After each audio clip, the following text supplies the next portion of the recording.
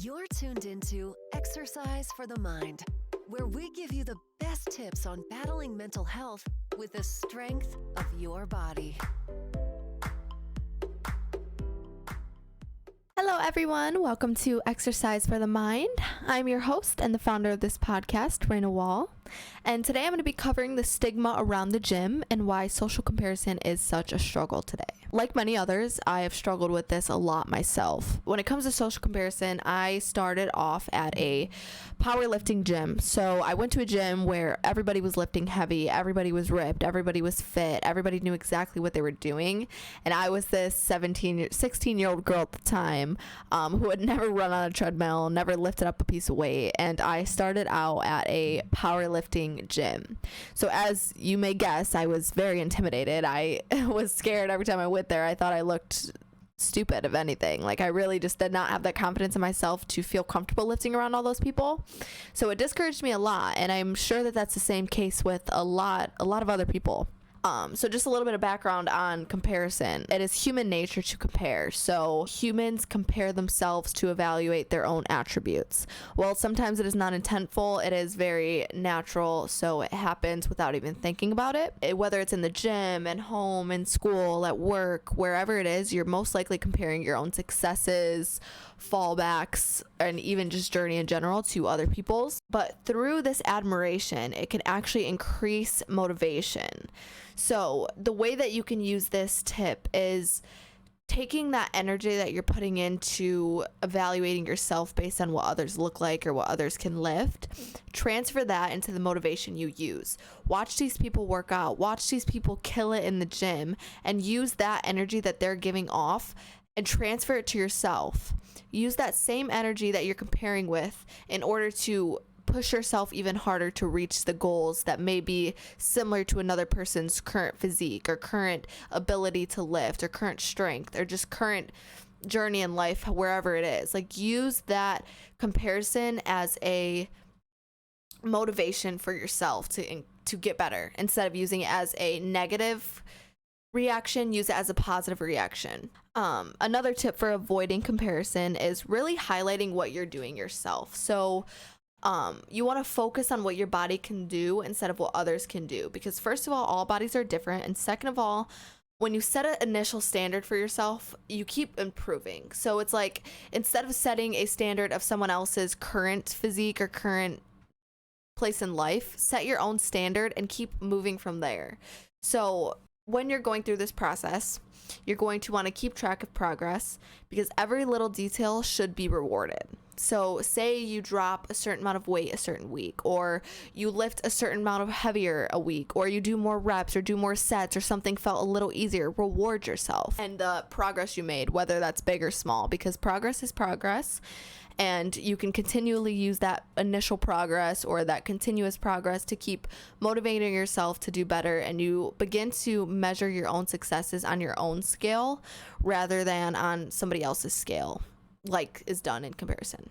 Another tip is to wear what you feel comfortable in. So a lot of people think that when you go to the gym, you have to wear, for girls, for instance, you have to wear matching sets, anything that makes you look flattering, sports bras, tight pants, tight clothes in general. But in reality, when I first started working out, I literally wore probably sweatpants, running shorts, and t-shirts every single time. Or maybe like I threw a hoodie on when it was colder, but I didn't start to wear those like more flattering or like gym aesthetic clothes until like later in my journey, when I like genuinely wanted to.